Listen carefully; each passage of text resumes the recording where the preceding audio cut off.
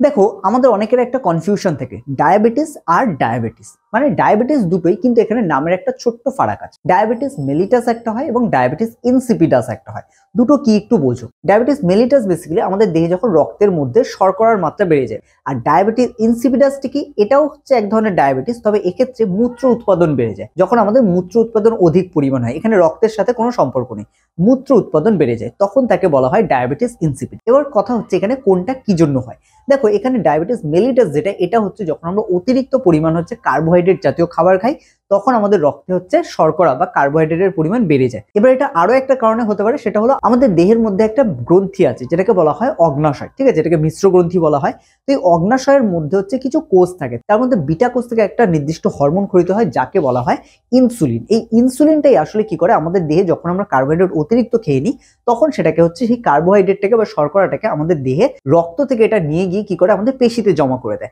যার ফলে যখন আমরা কাজবাজ করি তখন আবার কি হয়, এটা হচ্ছে আমাদের শরীরে কাজে লেগে যায়।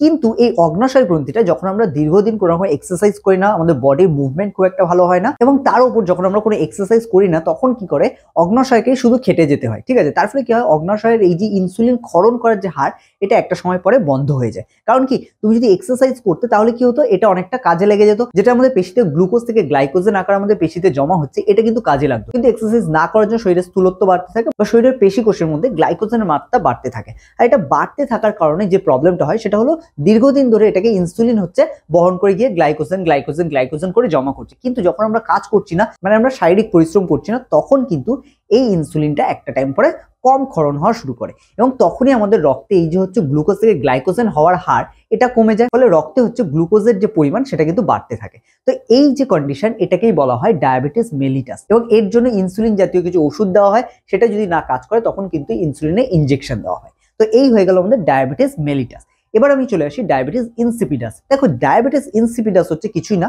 আমাদের মস্তিষ্কের পিটুইটারি গ্রন্থির হচ্ছে পশ্চাৎ প্রকোষ্ঠ থেকে একটা হরমোন খরিত হয় যাকে বলা হয় ADH। এর পুরো নাম হচ্ছে অ্যান্টি ডাইইউরেটিক হরমোন। এবার এই অ্যান্টি ডাইইউরেটিক হরমোন, এটা আমাদের মস্তিষ্ক থেকে খরিত হওয়ার পরে এটা আমাদের সরাসরি বৃক্ক বা কিডনিতে চলে যায়, এবং এই হরমোনটা আমাদের হচ্ছে কিডনিতে যাওয়ার পরে আমাদের কিডনিতে যে জলের শোষণ ঘটে, মানে যতটা জল আমাদের দেহ থেকে বেরিয়ে যাচ্ছে তার মধ্যে তাও যতটা সেভ করা যেতে পারে সেটাকে সেভ করে আমাদের দেহে আবার ফিরিয়ে দেয়, যাতে জলের ঘাটতি না পড়ে, তাই না। তো যখনই এই ADH মস্তিষ্ক থেকে কম ক্ষরণ হয় বা ক্ষরণ হওয়া বন্ধ হয়ে যায়, তখন কিন্তু এই ডায়াবেটিসটা হয়, যেটাকে বলা হয় ডায়াবেটিস ইনসিপিডাস। তো এক্ষেত্রে যখনই ডায়াবেটিস ইনসিপিডাস হয়, তখন কিন্তু দিনে আমাদের নর্মালি যে 1.5 থেকে 2 লিটার মূত্র তৈরি হয় আমাদের দেহে বা 2.5 লিটার, সেটা কিন্তু বেড়ে অনেক বেশি হয়ে যায়। তুমি যখনই জল পান করো তার থেকে বেশি মনে হয় যেন মূত্র উৎপাদন হচ্ছে, মানে প্রত্যেক ঘন্টায় ঘন্টায় মোটামুটি টয়লেটে যেতে হয়, বা অনেক সময় রাতে বিছানাতেই অনেকের টয়লেট হয়ে যায়। তো এগুলো হচ্ছে কিন্তু ডায়াবেটিস ইনসিপিডাসের কারণে হতে পারে।